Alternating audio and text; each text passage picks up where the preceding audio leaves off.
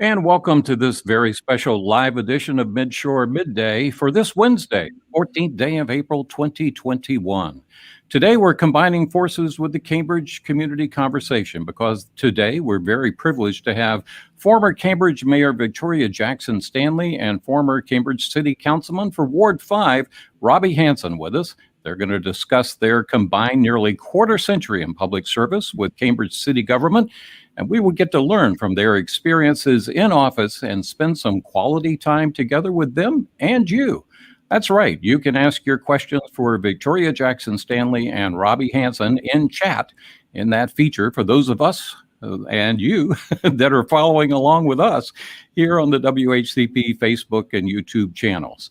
A reminder that the Cambridge Community Conversation is a collaborative endeavor with the Cambridge Association of Neighborhoods, the Dorchester Chamber of Commerce, the Dorchester Star, the Dorchester Banner, and of course, those of us here at WHCP Radio. Now, we are not yet out of the pandemic fully, so each of us are in separate studios here at WHCP Radio, and we'll get started by welcoming Victoria Jackson-Stanley back to the airwaves. Good afternoon. Good afternoon, Mike, and good afternoon, audience of WHCP. It's an honor to be asked to come in and just talk briefly about the experiences we as a council had back starting at 2008 up until 2020. If I can say anything, if I use one word, the word would be experience. It has been an experience. It has been almost a journey, if you will, for what we've had to go through over time. I know the various questions that you have prepared for me, so I won't give my good stuff away, but I'll like to just say thank you for the invitation, and hopefully I can answer some of the questions dating back to the time when Robbie and I began, and up until this point where we have passed the torch on to the next council. Well, we're so grateful that you're with us today, and Robbie Hanson, welcome to the program, and it's nice to see you today. Nice to see you, Mike, and I'd like to thank the WHCP for this opportunity to discuss our term in office, and it's a pleasure to be with Mayor Vicki Stanley again, and we had some wonderful times and great experiences, and we were fortunate to know each other prior to us being elected as we worked on the local Dorchester County Drug Task Force and community supervision. So it was a great time and a wonderful experience. And just thank you again for giving us the opportunity to have this conversation. Thank you. All right. Well, thank both of you for being here. And let's get straight to the questions now. So the first one is, what was it like back in 2008 to be the new mayor and city commissioner? Vicki, would you start? Sure. I was very excited back in 2008 being elected as mayor. As we all know, it was an historical event. But the thing that really made me sit back on my heels was the financial status of the city. I walked in all wide-eyed and bushy-tailed and ready to get some things done based on my agenda. And then we got the word that our agenda was only relevant based on the money that we had available to us. And it was an interesting time. We got through it, but it was rather painful toward that time. Sort of 2008, we were elected in July, and then we got word that the state was cutting the budget. And that really made for a really trying time of how to get the services in place. And all of that wide-eyed radicalism that I always have with me sort of was pushed back so we could have a real reality check on how to run the government. Yeah, that was an amazing time. Just a couple of months before the financial catastrophe hit the nation as a whole and then rippled through state government and everything else. Robbie, what do you remember from back then? I remember that it was exciting times for us. It was we had 3 new council members and a brand new city mayor, and there was some excitement in the air. And prior to the downturn, of course. And when we took office, we were at the brand new firehouse, and we had a reception there, and our friends and relatives were there. And also, interesting aspect was that the city commissioner, the county commissioners came also and stood behind us and had a photograph and gave us pins and talked about renewing relationship with them as we move forward. So it was an exciting time, just like the last election was an exciting time. So it was just a great, wonderful experience, the election itself and the outcomes, and I'm very grateful to have served. Thank you. Our next question is, what prior government experience did you have before you came into power here in the city of Cambridge? How did that help? Robbie, how about you? Okay. I was, at the time of my election, I was Assistant Regional Administrator of the Division of Parole and Probation, which encompassed at that time, the 9 counties on the Eastern Shore, Anne Arundel and County were involved in, and even Southern Maryland. So I was in charge of hiring new applicants for at the agent level. I assisted with budget preparation, and I was a certified trainer through the Division of Corrections to Maryland, and we trained supervisors and administrators on job performance. And I was also in charge at my level for auditing and auditing cases and establishing policy procedures and promotions, and unfortunately discipline also for employees. But I had some experience with government. I was also on the county planning and zoning, which I'd been on for approximately 25 years when I first got elected. I'm still there as a chair of that commission. And I also had experience with my local church and administrative board and the finance through the small church. But that was my background experience when I ran.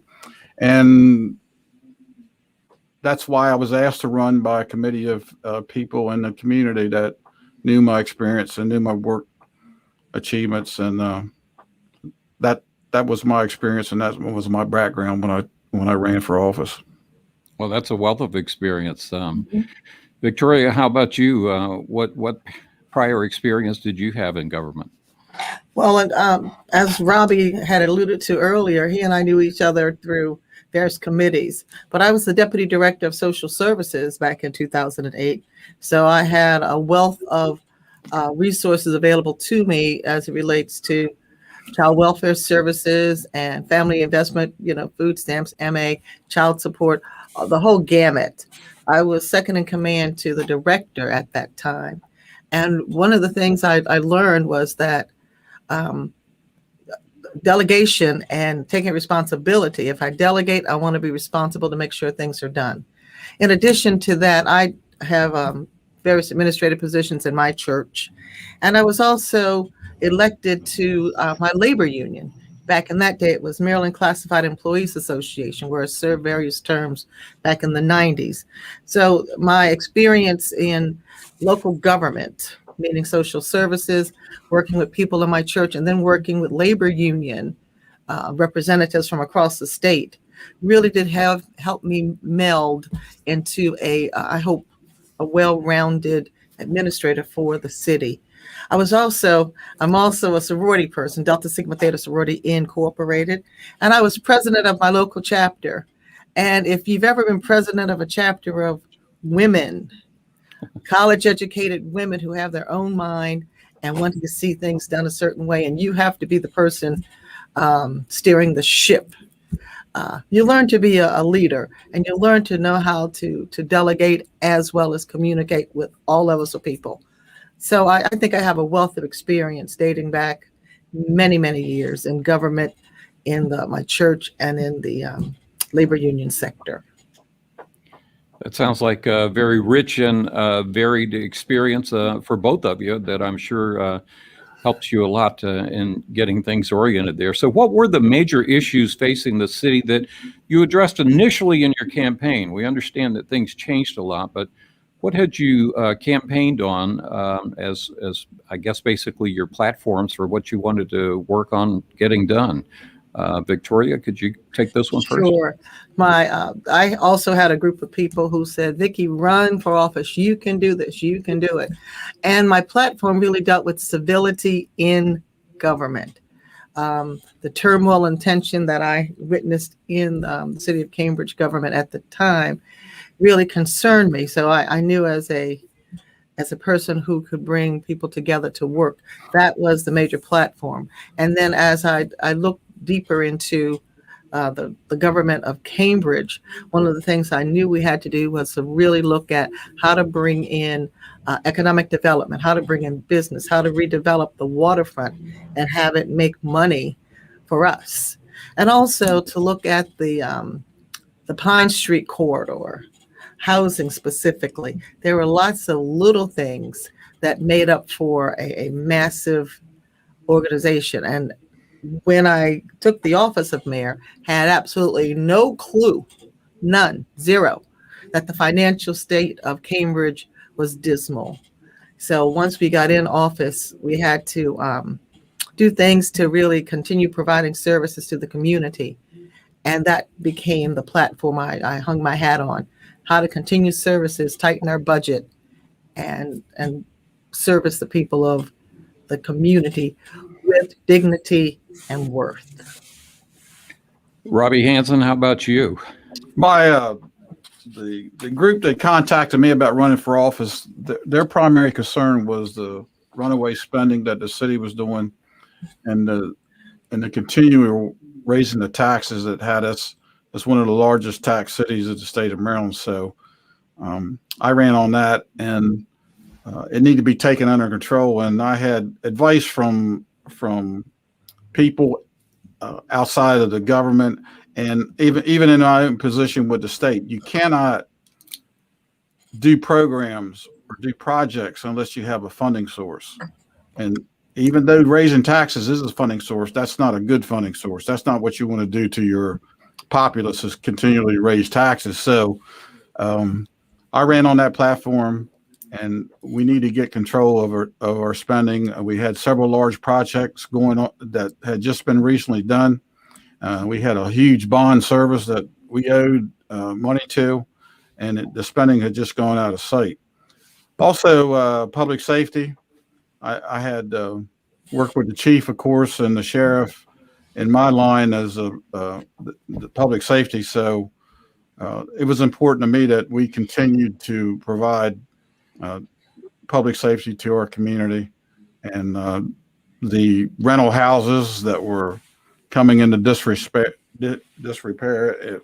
We wanted to move to a rental situation into privately owned houses.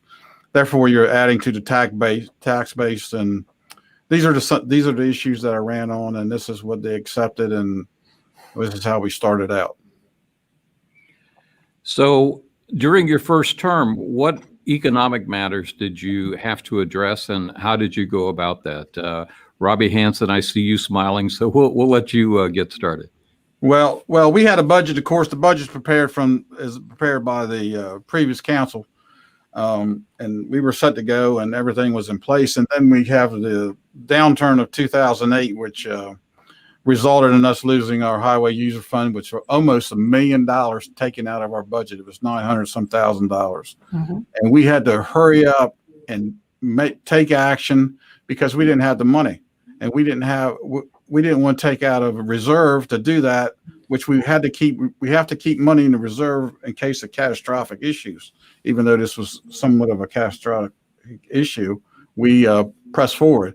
So the council kind of sat there dumbfounded, and we talked about it. And the mayor, I will give her credit, and myself, I sent her an email one afternoon that laid out what we should do, and she agreed. And through our conversations, we worked back and forth, and we had to come up with a plan. We knew that one of the big items is the employees, mm-hmm. and we knew that they would have to do what the state did and do some furloughs and do some people leaving their duties, and we couldn't hire new people as we needed them for the police station, for the police office, and we had to really cut back our spending. And it was tough decision. It was tough times, but we got through it. But that smacked us right in the face right off the bat. And it was just a horrible time for the whole city to tell people that they were furloughed and to relieve some of their duty of their employment. And it was just very difficult. Talk about Victoria, go ahead. Talk about a horrible time. The department head for DPW at the time, and I went to every department after consultation with council and after consultation with the business office of Cambridge. We went to every department and we told employees, I'm sorry, it's not you, it's the city, but you are being laid off. Some took it pretty cool. Others did not take it so well. And then we had to furlough some people. You will work, but you get no pay. And some people may or may not know. I know Robbie knows. But in order to make payroll, one of our local banks would loan us money, would give us a loan so we could make payroll for the employees. It was a terrible, terrible time. Imagine having to go to the bank 2 or 3 times to pay the salary of your employees after you furloughed, after you laid people off. It was very disheartening, I think is the word I want. And the thing that made it even more so is that the citizens, the people of Cambridge, expect the services to continue without delay and without interruption. And how do you tell them that we have to lay off 3 police officers or 2 DPW trash collectors? You know, they don't want to hear that. They want to hear service as normal. But when you have no money, the city had to make some tough choices. And as Robbie said, we made them, we got through it. And on the other end, we came out stronger. And I think that council came out more congealed. We were together because we had gone through the hard times. How many staffers had to be released? Do you remember the actual number? 12. 12? 12.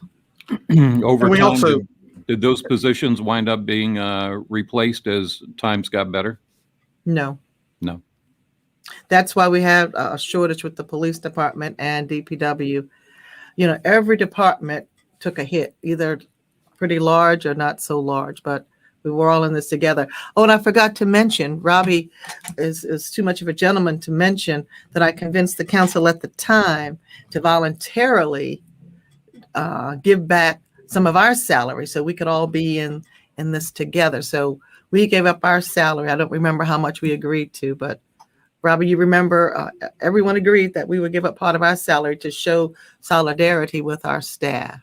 I never knew how much everybody gave back, but I gave back my entire salary, which was, not that big a paycheck. But the thing of it is, it's a little difficult because you have to actually get paid and pay your taxes on that pay, Right. and then you turn it back to the city. You can't just tell the city to keep your salary. Right. Government official that works for nothing it's sort of like that. You have to pay your taxes and everything on it, and all the deductions on it. And I also want to say here, during this downturn, it was not only just laid on the backs of the employees, which it was difficult. They were the most difficult. However, we stopped the capital spending also for big ticket items like trucks and cars and fire trucks and equipment. It stopped. We froze everything. And we asked the department heads to, after they had done their budget and planned ahead, to go ahead and go back and cut 10% out of that budget that's already been approved. And that was a difficult thing to do also. So we slowed down to the city. We provided public safety.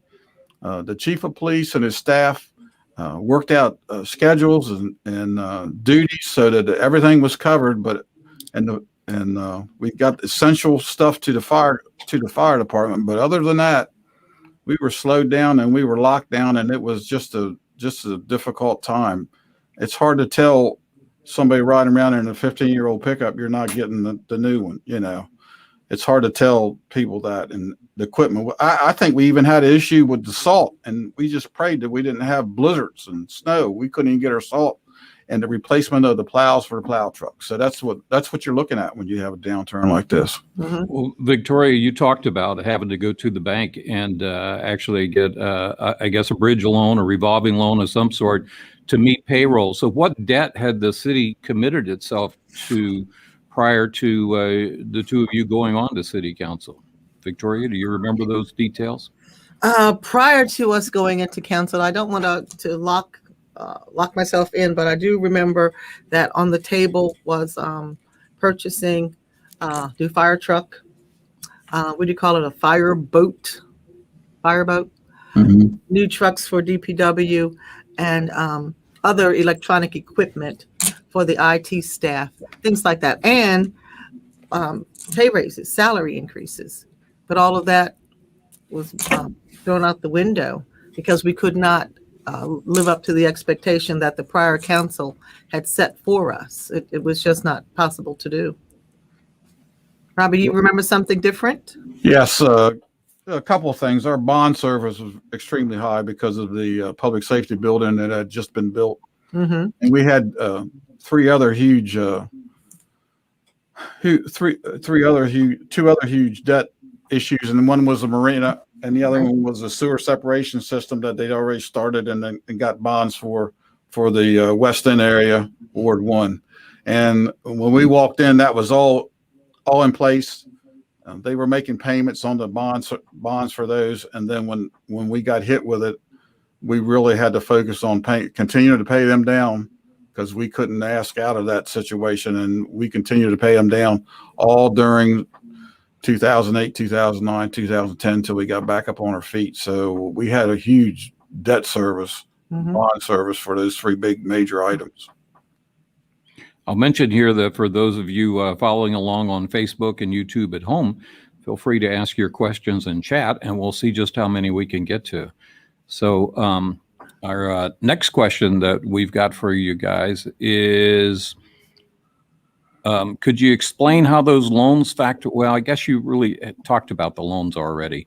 So when did things begin to turn around economically? Mm-hmm. Robbie, how about you? Well, it took us 2 good years. We couldn't we didn't know what we'd get for highway user fund in 2009, and it turned out that I don't think we got anything. So we had to continue what we did in 2008 into 2009, and nothing changed really. We froze. Now we did release some money for big ticket items like a dump truck or some items like that. We got fire equipment back to the firehouse just equipment that they need that was in bad repair. And our budget was still based on, and I think we even took furloughs. We continued furloughs in 2009, just like the state did at that time. Yes. So we did not foresee, we did not get any wish items that a new council usually would do.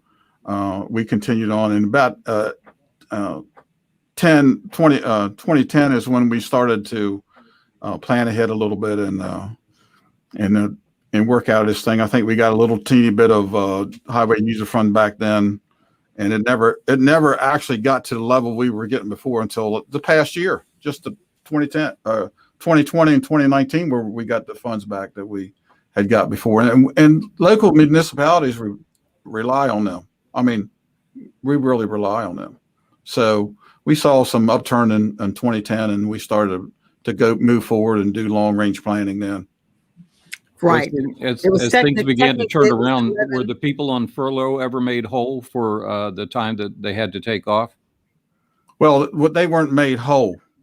Let me say that. And we couldn't give them raises. But what we did, we gave them for a number of years, we gave them bonus checks. Right. It took some of the sting out of them being furloughed.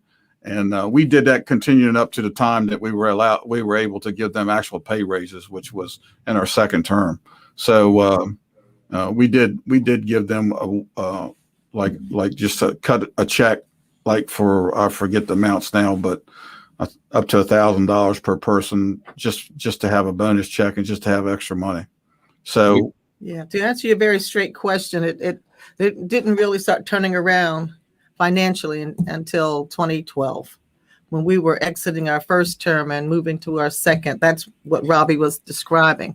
We were able to give, we thought, one-time bonuses, and they were very grateful. If I recall, it was $1,000 or $1,200, so they would get $1,000 additional in their check. We tried all kinds of creative things to take some of the sting out of what we as a community had gone through with our employees. So yeah, it took a few years before it started to turn around. And we had, let me make sure I throw this bone of support and gratitude. The state of Maryland, the comptroller and the lieutenant governor and the governor and people at that time really saw that we were trying to pull it together, and they were working with us to get some things really done. So I was grateful for that, but it took us quite a while to really get back on the ball, on target, you know? Let's take the next question here. Let's talk about Sailwinds. How did the city become the owner? Were there any limitations put on the city use of the property? Victoria, I hear you chuckling, so you want to take that one? I'm chuckling because I'm just too modest to say that I contacted the state of Maryland and said, hey, it was going to be an election year, and we did not want to miss the opportunity to obtain the Sailwinds property ourselves. So we negotiated with the state, and they were able to give us a long-term lease. I don't remember how long the term lease is, but we became the owners of the property because we did not want to miss the opportunity to use that resource and that property for our own benefits. We had, I think it was help me, Robbie, is it 15 year that we had to do something with that property? Why don't you fill in the blanks? I sort of teed it up for us. Yeah, it was we had an agreement, a transfer agreement with the estate, which sounds pretty plain and simple, but the mayor is not telling you all the background work and how many times we met with the governor's office and his staff and the secretaries from the various agencies. And we had to do a transfer agreement, and it was picked over by the Attorney General's office and the governor's office. And we worked, and it was quite a document. And like the mayor's talking about, and I give her all the credit, because much of the credit, because she had connections. I had some connections with state government because of our employment, and we just made we just called on them to help us out with everything. But the transfer agreement, there is stipulations in this that Sailwinds property, and everybody in the community should know that. You hear about CWDI and the survey they did. Sailwinds property has a couple things. The wharf and the walkway is open to the public and will always be open to the public. And there's public access to that property always, no matter what goes down there. And there's got to be green space. There's got to be open space. And we just can't clutter it with townhouses and condos, which some people in the community are fearful of. So that was all worked out in a transfer agreement. We are held to that by the state. So, and she's right. It's 15 years to show that we've done something, and we have done something. We fixed and remodeled the wharf since then. So we have done our good faith effort in what they wanted us to do. So anyway, the mayor's correct on that. Tell us about the role that the Parks Company played in that first effort to develop Sailwinds. You want to take that, Robbie? Yeah, I'll take it. Thank you. Thanks to the mayor. She formed a committee of Mr. Sidnor, myself, and Rob Collison and Natalie Jabot and herself to work with the Parks Company. Now when we got the transfer agreement, the Parks Company came to us by route of the state government. This is a group they want us to work with on the development of the property. And we did work, and we did agreements, and we did documentation, and they came up with a plan that was never public. They had public hearings on what people wanted to do down there, and we did the color pins and all that stuff on what we wanted to see. And they were very proactive. They worked with us very well. I'm not here to badmouth the parks in any way. They worked with us and they come up with a plan. However, the plan was mostly as any developer would that would put money in it, was mostly condos and townhouses and sort of the things we didn't want down there. But when it come time for them to provide their financial information and stuff, that didn't happen. So gradually there was a time period we were committed to, and that time period ran out. But the parks gave us an idea of what can go down there. They give us an idea. We saw their projects in Anne Arundel County that they had, and they were nice and wonderful. They still are. And so we got an idea, a feel of what can actually go down there. So it wasn't a waste by no means. It walked us through the process. And Right. and the current commission and mayor is going to have to do that at some point. If they want to develop this property, they're going to have to repeat that process with another developer. So it was a learning experience. And the parks were very open to our suggestions up to a point. As Robbie said, they were in it to make money for themselves, and we were in it to bring the best presentation for that property that we could get. And at one point we started parting ways, and it got to be quite, and I'm like Robbie, I'm not going to badmouth the parks. They brought some wonderful ideas. They had a plan, but it just didn't fit us. And eventually we just parted ways. When did the state decide to invest in the city as a whole? Victoria, what do you remember? Well, that goes back to 2008, 2009. I, being a naturally suspicious person, I'm just naturally suspicious. Sorry, like me, love me or not. But when we took over, I had the question, what do our books look like? What do the books look like? So I reached out to the comptroller, who was very gracious, Peter Francho at the time, and said, Mr. Comptroller, tell us what we're walking into. And he said our books were good. So that developed that relationship with us. And I believe, I don't know, maybe it was after the whole blow up of the financial resources to us that we kept reaching out to the various secretaries. Martin O'Malley was the governor at the time, so he was allowing his secretaries to work with us. And I guess it was back in 2010 that we really saw that the state of Maryland was willing to help us over the various barriers and humps that we were facing. And from then on, we just had a great relationship, particularly when it came to the parks. They really wanted the parks to be in charge of this property. And when we said, this is not for us, they said, okay. So what will work for you? And then we just moved forward from there. That's what I remember. So how did that come about, and where has the investment been? Woohoo.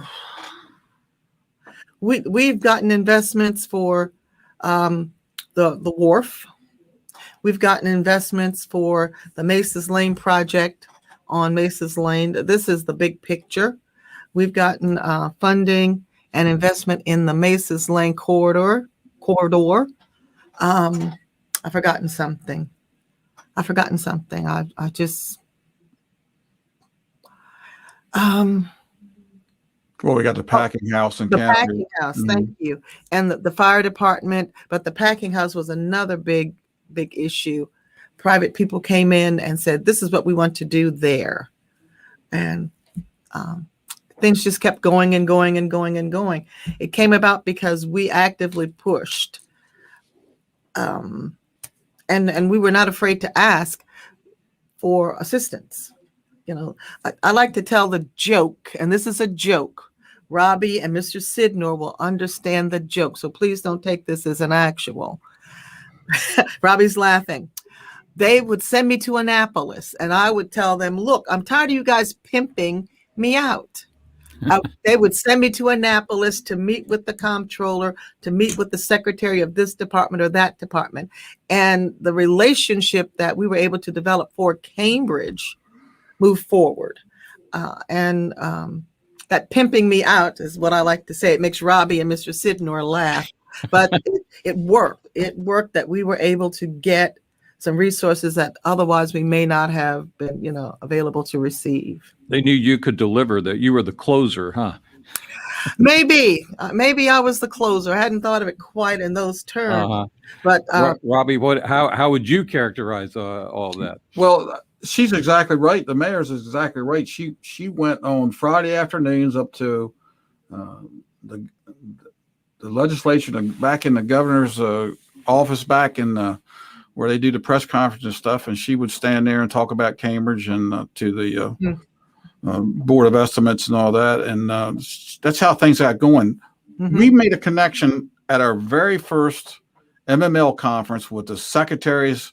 The secretaries come from all over the state. The governor's secretaries come and they meet with people who want to meet with the mayor and many of us, and met Gage Thomas and Frank Stout, all of us, and Mr. Sidnor, all of us met with these secretaries, and we used that opportunity to build Cambridge. And we told them, and they know when they cross that bridge, the biggest thing they see, the number one item is a beautiful waterfront and that promenade, and they're well aware that we had the second largest seaport in the state of Maryland, and we need to work on that jewel, that diamond of the bay.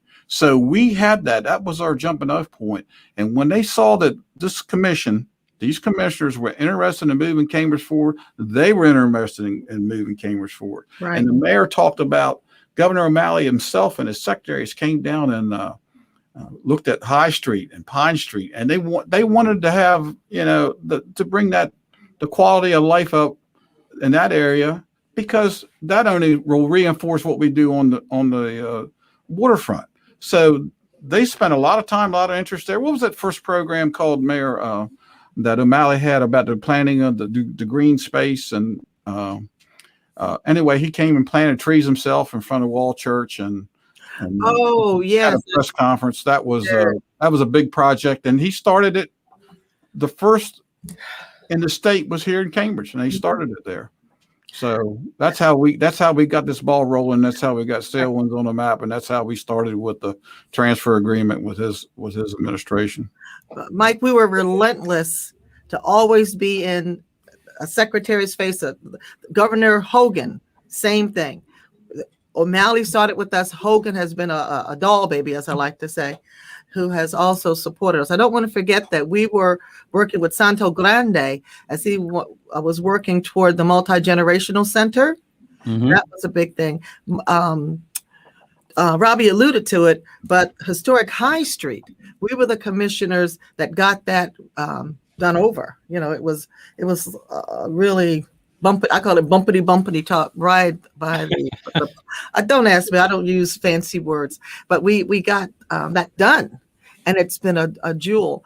I always like to tell anybody who listened to me, I want you to come across that bridge, look to the left and see the Hyatt, and look to the right and say, wow. I want the wow factor on the right side of Well, you certainly were wowing them at the state level, and I guess it's always about what kinds of relationships can you establish. But how did the city and the county work together? Did they always work well together? What joint issues have had to be addressed? Victoria, you want to start that one? Sure. We've had sort of a mixed bag in our relationship with the county. Initially, it was working beautifully. We had things that we jointly wanted to get done, and we were working toward the goal. And then the administration changed, and the focus and the camaraderie that we had before shifted. Joint issues that we dealt with on many levels. The Maces Lane project, the old Maces Lane High School, was a project that was on the map, where the county and the city and some private people were working together to try to organize keeping that building open and not have it still go in disarray. The fire department, the RFC, the EMS people, that was a joint project where we eventually transferred emergency management services to the county, things like that. Robbie? And the mayor's correct in that we started out in our first term that we had excellent coordination. We met monthly with with two commissioners and we had two commissioners go, and we had a monthly meeting, and they have been involved. They have membership in the Gateway.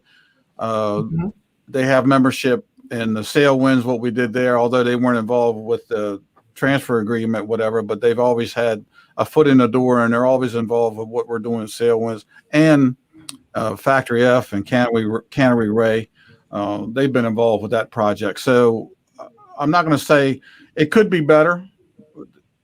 We've worked on an issue of the with them in taxing, and we've had commissioners work with different commissioners over there as they transition from in and out of office over there about differential or tax differential. And we hope that this commission can do better than what we did, because that's one regret I have, is that we could not, get a better differential from the county as far as taxes. That's one thing we have to look at and we have to work with. So it's been up and down. It's been a roller coaster with them. But all in all, it's been a working relationship, and we're cordial with one another, and it's worked out.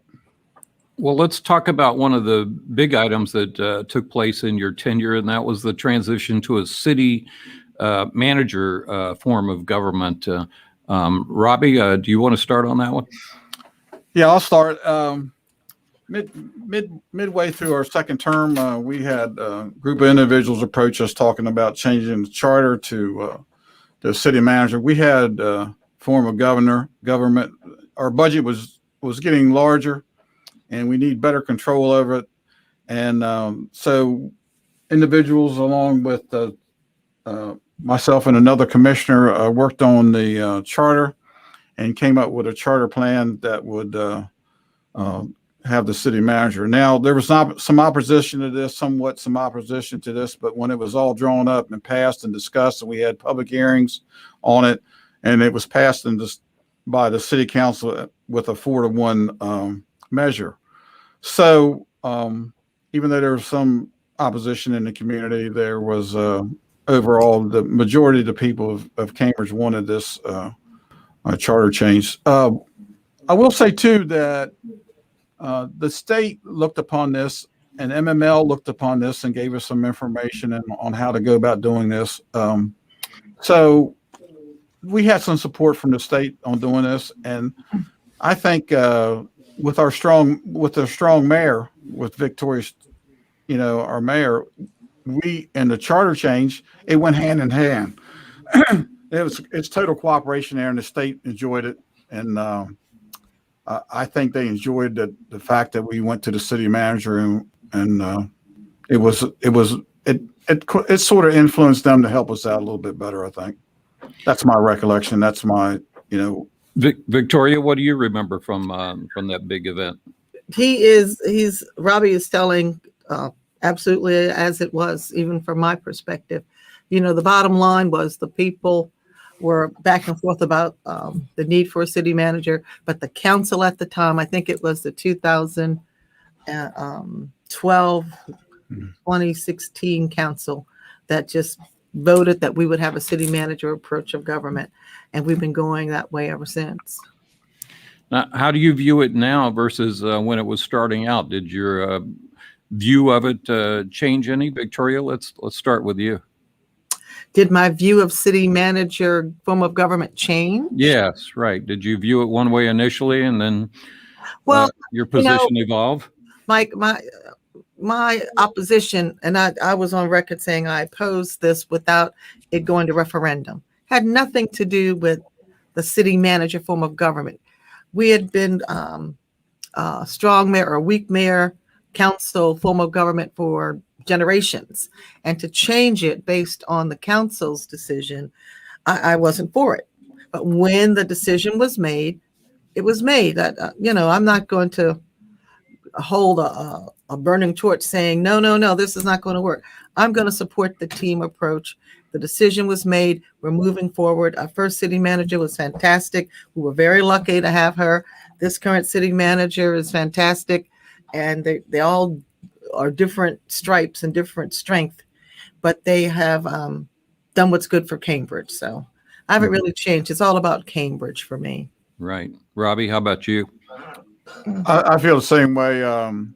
We had a very strong leadership in Sandra Tripp Jones and she wasn't there for the long term. She'd already retired, and but she loved Cambridge and she wanted to help, and her experience and knowledge was excellent. We sat down and did long-term planning, short-term planning, and we had public hearings, open hearings that the public could join in. We had public hearings on the finances and the budget and our budgetary process, and it was I think the mayor would agree. They had a great working relationship together on that. Patrick's been excellent. Patrick, like she said, everybody has different stripes. Patrick has a different way of doing business, and it's great. And he did his own budget. You know, Sandra and him worked on his first budget. He did his own budget last year, and it was a wonderful document. And it was everything was clear and concise, and you could see where the spending was, and it was. He's doing a great job, and we're very fortunate to have these two individuals manage a form of government. I'm going to make this next question a little bit of a two-parter. So would the state have invested here without our having professional management? And if so, in what way? And if not, why not? Robbie? Yeah, I think they will continue on with us. It's better if you have a manager. It's better if you have a day-to-day person there. The mayor was there every day. She worked every day. I'm not saying that, but it's better if you have another person assisting the mayor and council with, long-term projects. So I think we would have got some of the interest, some of the money that we got from the state if we had continued on the way we were. But I think it's a little bit better that we have a manager working with the mayor and the council. And I think they expose us a lot more in Annapolis, so we've got greater exposure with the city manager. Victoria, you feel the same way, or? I do. I agree with that. We had a good track record with the state prior to the city manager approach of government. As Robbie and I both indicated earlier, we were relentless. We were always in Annapolis. We were always calling. And I believe that we would have continued to be successful. But having a person who works full time, whose focus is the administration and personnel of the city of Cambridge, to work with the county, to work with the state, is a plus, because the mayor and the council are part-time, but this person is paid to do the work of the city full-time. So, Mayor Jackson-Stanley, what were your greatest successes during your time on city council as mayor? I know we could set aside a whole hour to to go through that, Not really. but let's see what you put at the top of the list. Working with our youth, I put a focus on working with our youth. That was a beginning success. Also, let me just tick them off for you. The work we did on historic High Street by the post office, leveling off that street, was great. Getting public access through at the Sailwinds Park, where the agreement would be, it would always be open to the public. You can't close it down no matter who works it out. Having the Maces Lane project really come back and be brought to life. The I've lost the name, on Dorchester Avenue. What is it? Oh, the reconditioning of the streets and the sewer system and everything. The sewer system, that was done for us, as well as there were just so many projects that we put into place, helping Santo Grande get his project underway, working with the hospital. I worked with the county as well as hospital administration to let know that even though Easton is not ready, Cambridge is ready. Bring that new facility to Cambridge, even if Easton's not ready. And I understand we'll be opening in July. I wish I looked at that, and it's like, you know what? I don't talk about myself. I really need to start writing them down.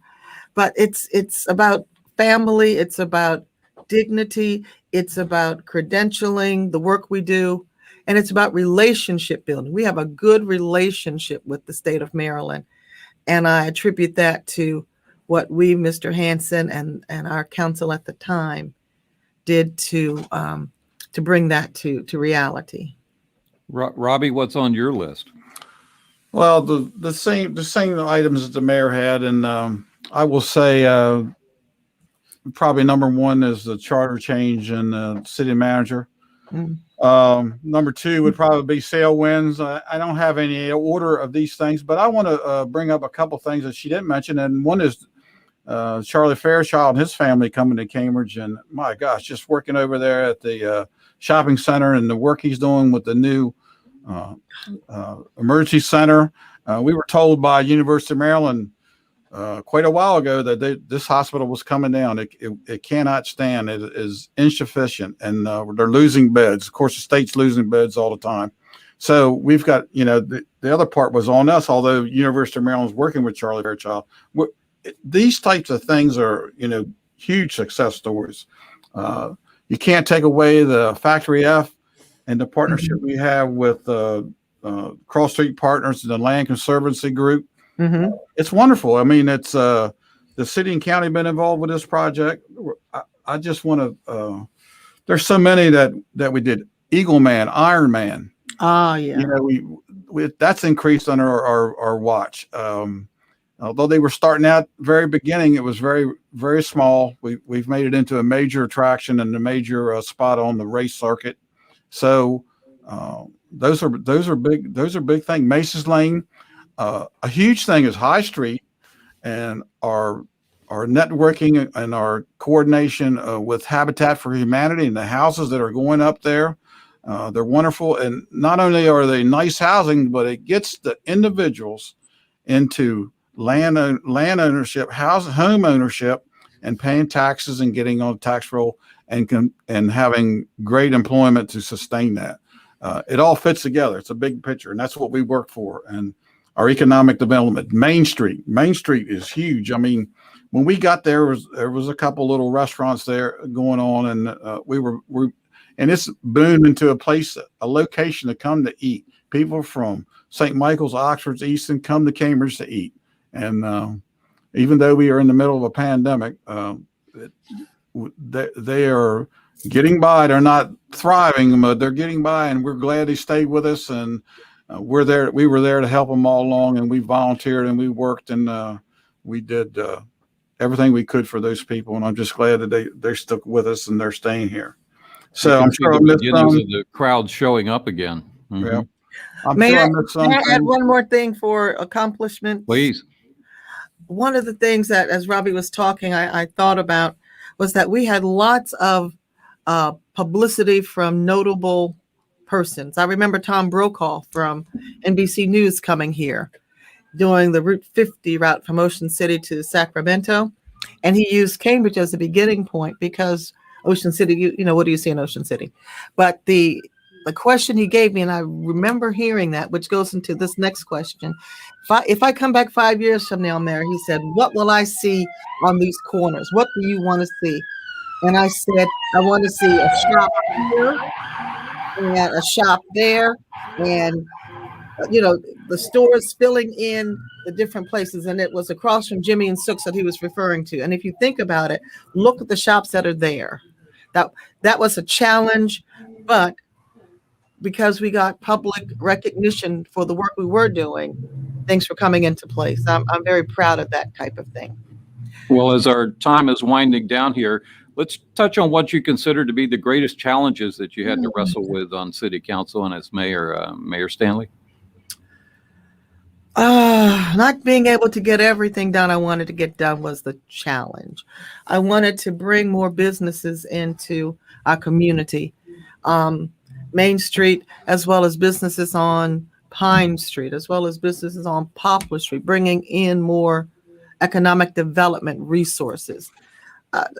Not being an economic development person, I worked as well as I could to encourage people to bring forth their ideas. Reaching out to all kinds of major companies to have them consider Cambridge was what I was doing in this last term. Reaching out to the Amazon, reaching out to the various big box companies to say, hey, look at Cambridge. We have the resources. but because of our liquid income being not as great as other places, they walked away from us because we don't have the resources to do that, to spend. So Right. economic development was the biggest challenge. Many things had gotten done, but I couldn't seem to get businesses and things like that into place for us.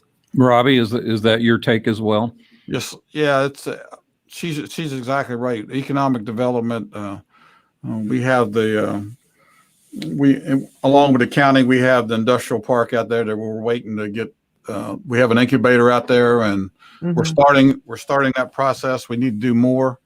Also, a big thing with me was the housing stock, getting away from rental units into single family ownership of property.